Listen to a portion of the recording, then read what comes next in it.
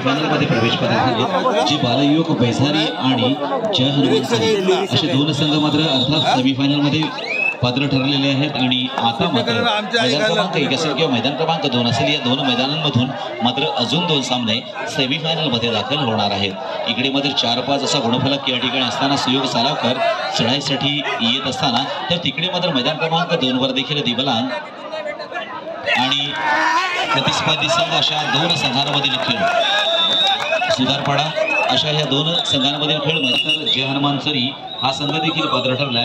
मग आता राहिली बजरंग बेली वर्सेस मर्यादित विधेरण आणि जय हनुमान सुतारपाडा वर्सेस विनायक रिबलान असे 4 संघ मात्र एकमेकांसमोर आता आपला खेळ मात्र करत आहेत आणि नेमकं सांगता येणार नाही कारण दोन्ही संघांच्या गुणांमध्ये जर आपण पाहिलं तर तेवढासा फरक मात्र इथे पाहता येणार। इथे मात्र होती की येणार काय येणार की थांबणार येणार की थांबणार ही मात्र लढत अगदी शेवटच्या क्षणापर्यंत आपण पाहणार आणि इथे मात्र शेवटपर्यंत झुंज आणि झुंजच पाहायला मिळते आणि खेळाडू मात्र इथे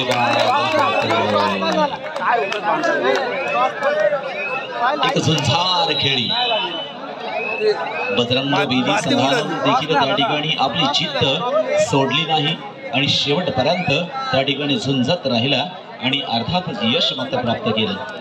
अशीच मित्रांनी कबड्डी अशाच खेळीला या ठिकाणी खऱ्या अर्थानं प्राधान्य दिले कारण सुरुवातीची कबड्डी आणि आताच्या कबड्डीमध्ये हाच फरक आहे। नवनवीन नियम या कबड्डी स्पर्धेमध्ये आले आणि या कबड्डीला खऱ्या अर्थानं एक वेगळं वळण देण्याचं काम हे महाराष्ट्र राज्य कबड्डी असोसिएशन असेल रायगड जिल्हा कबड्डी असोसिएशन असेल यांच्या माध्यमातून मात्र करण्यात आलं। कारण आम्ही या सुरुवातीला या ठिकाणी असा मुद्दा या ठिकाणी सरांनी हाताळला होता की सुरुवातीला 1-1 गुणांवर ही कबड्डी खेळली जायची। आता मात्र काहीशे गुणांची साधारणतः 10, 15, 20, 25 वर अशी आघाडी जात असते किंवा त्या ठिकाणी गुणांची मालिका वाढत असते कारण निश्चितपणे ह्याच्यामध्ये झालेला बदल म्हणजे थर्ड रेटमुळे त्या ठिकाणी गुण तर मिळवावीच लागतात। नाहीतर सुरुवातीला मात्र एखादा गुण जर मिळाला तर मात्र कुठल्याही प्रकारची त्या ठिकाणी हालचाल करायची नाही अगदी संयमाला खेळायचं मग कदाचित 2-3 मध्ये मग अशा प्रकारचा खेळ देखील त्यावेळेला होत होता आणि म्हणून आता मध्ये काहीसे बदल त्याच्यामध्ये आले आणि कबड्डीमध्ये खऱ्या अर्थाने जीव ओढण्याचं काम करण्यात आलं। अशी ही मागची आणि आताची कबड्डी आहे। परंतु आताच्या झाले कबड्डीमध्ये सर 5-6 ग्राउंडवर 1 वरचा स्कोरवर दिसते आपल्याला आणि ग्राउंडवर 3 वरचा 11-16 असा एकदम जवळचा स्कोर दिसतोय। खूप छान स्पर्धा या ठिकाणी रंगल्यात। मी हनुमान सुतारपाड्याला खूपच शुभेच्छा देतोय। खूप छान लढत आपण दिव्यांगसाठी दिली। 11-16 चालू आहे।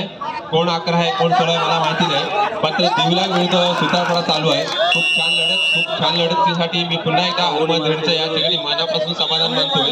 खूप छान पकड या ठिकाणी झालेली आहे। अतिशय सुंदर अशी लढत या ठिकाणी झाली आणि या ठिकाणी आपल्या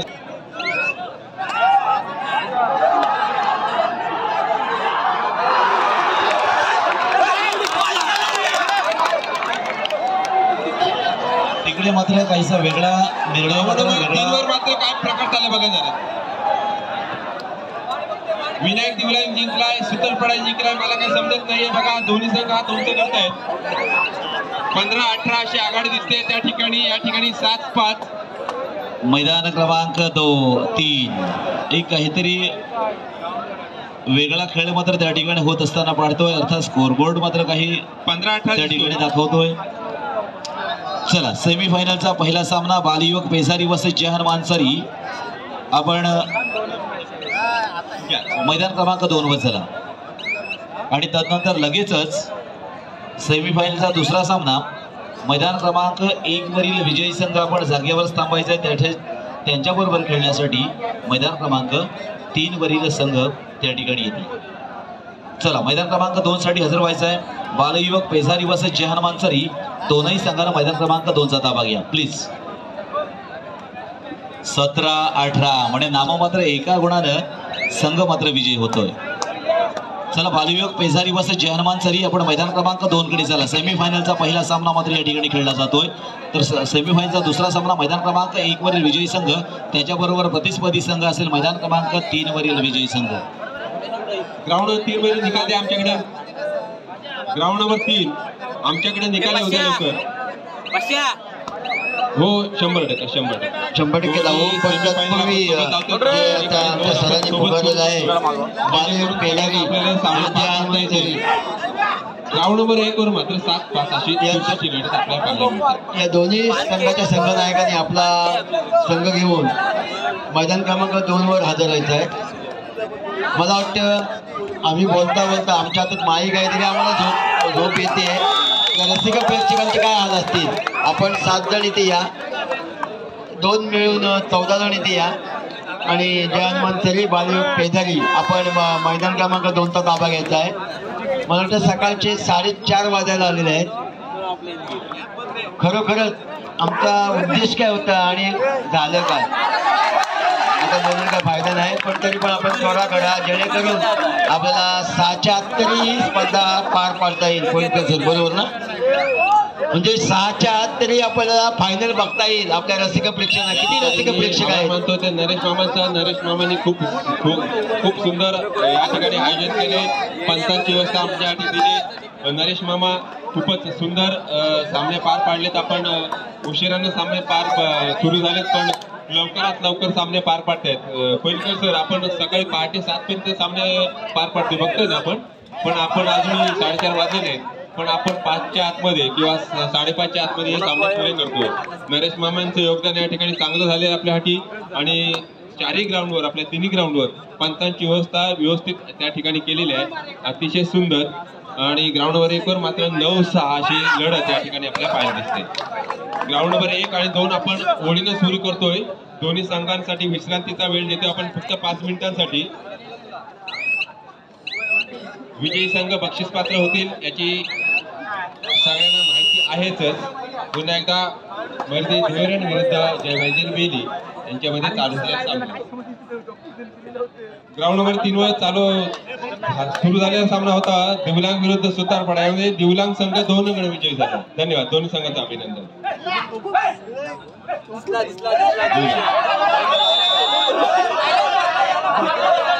क्या बात है.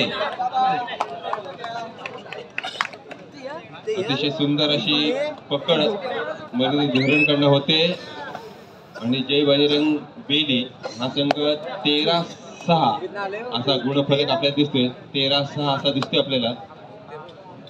6 बेली 13 धैरण असा वर्चस्व आपल्याला दिसतोय. अतिशय चतुर्थ असा खेळाडू आमचा शहापूरचा म्हणजे आमची एक खाडीच फक्त पल्ल्याड आहे ती कोपर आणि धैरण खाडी पल्ल्याड आहे फक्त.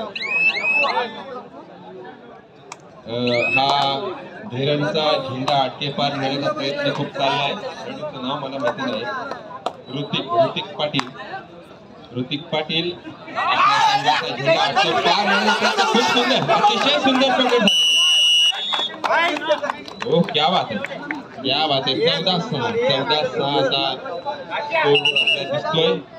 जय बजरंग बेली सर आमचा साड्या करणारा ऋतिकला थांबवणं शक्य नाही. ऋतिक अतिशय मेहनती खेळाडू आहे. ऋतिककडे विजयची चपलाई आहे.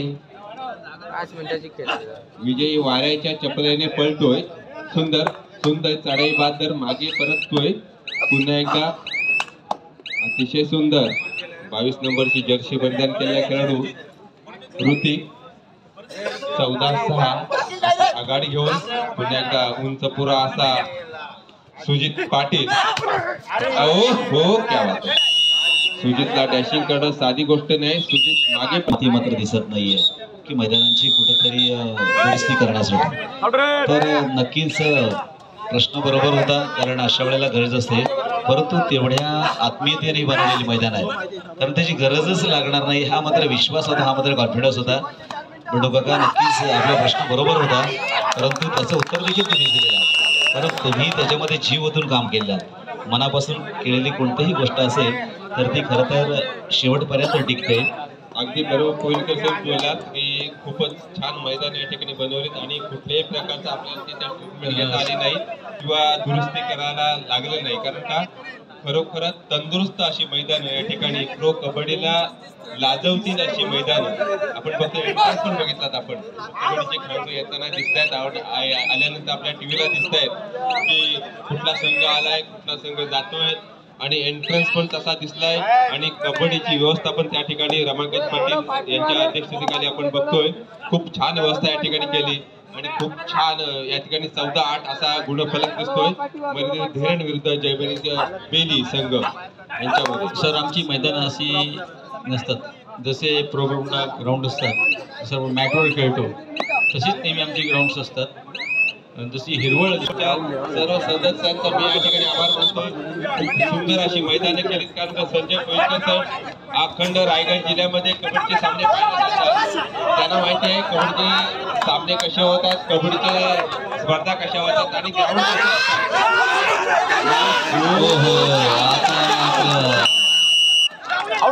विसल मात्र पडलेले आहे. ज्यांच्याकडनं अपेक्षा जय हनुमान जरी दोनही संघाचं मनपूर्वक आणि हार्दिक हार्दिक स्वागत. अर्थात अंतिम सामन्यासाठी दोनही संघांना खूप खूप शुभेच्छा.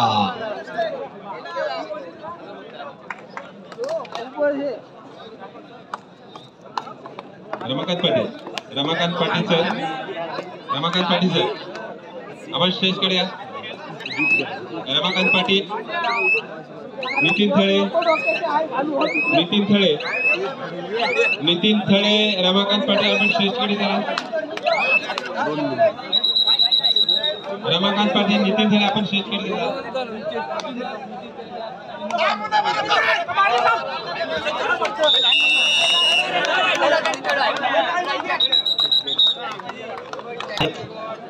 तिवला वर्सेस मैदान क्रमांक 1 वरील चालू सामना, ज्यामध्ये जो विजयी होईल त्यांना जागेवर थांबायचं. त्यांच्याबरोबर खेळण्यासाठी तिवलांक संघ मात्र सज्ज होईल.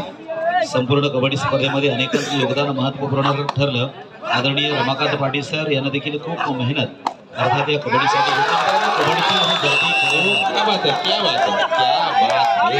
दर्दी खेळाडू आहे, ज्यानं अनेक वर्ष कबड्डी स्वतः खेळले. स्वतः रायगड जिल्ह्याचं नेतृत्व, रेल्वे संघाचं नेतृत्व अशा विविध कबड्डी स्पर्धांचा अनुभव आहे आणि आपल्या गावाचा नावलौकिक मात्र या संपूर्ण महाराष्ट्रामध्ये गेला. असे या ठिकाणी खेळाडू. पुन्हा एकदा ऋत्विक चढाईसाठी येते. 16-11 असा गुणफलक या ठिकाणी पाहतोय. काहीशा गुणांची आघाडी आपण नक्कीच प्रतिस्पर्धी संघाकडे म्हणजे मरिदेवी हेरड या संघाकडे असताना पाहतोय. इथे मात्र गरजवंत आहे तो बजरंग पेरी संघ आणि एका गुणांची सुंदर ऋत्विकला बघितलं तर वाटतं की खरोखर वायू चढाई आहे ती. वायुपुत्र खूप सुंदर चढाई ऋत्विकची आणि वायुगतीनं चढाई करणारा खूप छान स्पर्धा या ठिकाणी पाहायला मिळाली. 17-11 असं स्कोर जवळपास संपुष्टात आले आव्हान. बजरंग बेली या संघाचं एक नामांकित संघ आहे. रायगड जिल्ह्यातील एक प्रख्यात आणि विख्यात संघ म्हणून खऱ्या अर्थानं बेली संघाला संबोधलं जातं, पाहिलं जातं. कारण 2021, 2022 आणि 2023 या तीनही जिल्हा निवड चाचणीमध्ये जो नेहमीच अव्वल राहिला, जो पहिल्या 4 मध्ये राहिला, असा हा बेली संघ मात्र आज आजच्या कबड्डी स्पर्धेमध्ये मात्र क्वार्टर फायनल पर्यंत या ठिकाणी आला. मात्र आता क्वार्टर फायनल मध्ये नेमकं 17-12 असा गुणफलक आहे. सामना मात्र संपला. या ठिकाणी कोळीकर सर, मी तुम्हाला विनंती करतो, आपण या सगळ्यांचं या ठिकाणी कोण टाकतो कुठला सर या ठिकाणी आपण जाहीर करतोय.